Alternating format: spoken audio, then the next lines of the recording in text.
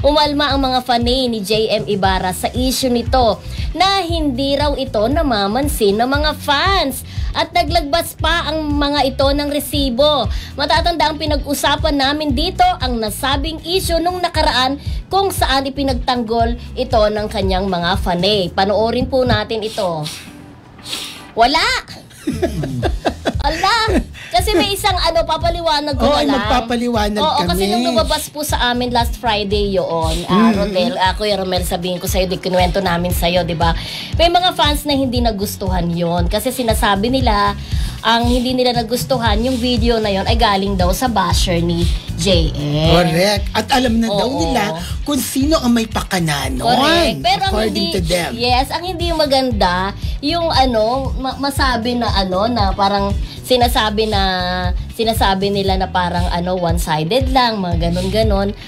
Gusto po namin sabihin na i-review nyo po yung aming balikan nyo po yung isang episode namin nung Friday. Yes. Kung saan pinagtanggol pa po namin si JM. Correct, kasi marami po kami mga nababasang mga comments na parang hindi po yata naiintindihan yung buong konteksto nung nung video na yon, di ba? So sinasabi nila splice video daw yun, Kuya Romel, hindi naman daw nakita talaga na na may isang video hindi lang na dito ay pinasa ko yun. Dapat may daw isang video na pinansin naman niya nung nandun naupo siya doon sa may van, pinansin naman niya, nakipagkwentuhan pa si Fian. Makita daw dapat yung buo. Pero alam niyo po, itong binalita namin ng Friday, naging talagang pinag-usapan, Mildred, kung saan ang dami po ng views, ng likes po, ng episode natin. At nakatanggap talaga rin talaga tayo ng mga bashing. Binabash din po kami ni Mildred. Pero sabi ko nga, panoorin nyo naman po yung aming banter doon at hindi naman kami, kumbaga, binase lang namin dun sa video na ipinalabas. Ngayon may mga nag-chat sa akin ng mga kaibigan din nating mga JM Fiang.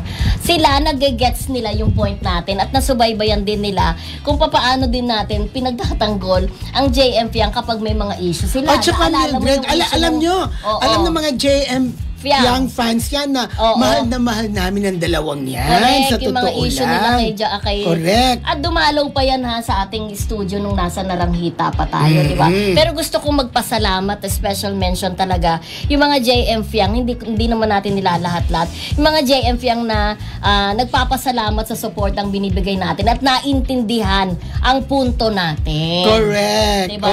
Thank you so much, editor ni JM Fiang, sila Zerine, sino pa, mga JM Fiang, lahat ng mga fandom nila. Dapat lang talaga maintindihan kasi again, paki-review po yung episode po namin ng Friday at pinagtanggol po namin si JM. Yes. Inuulit ko po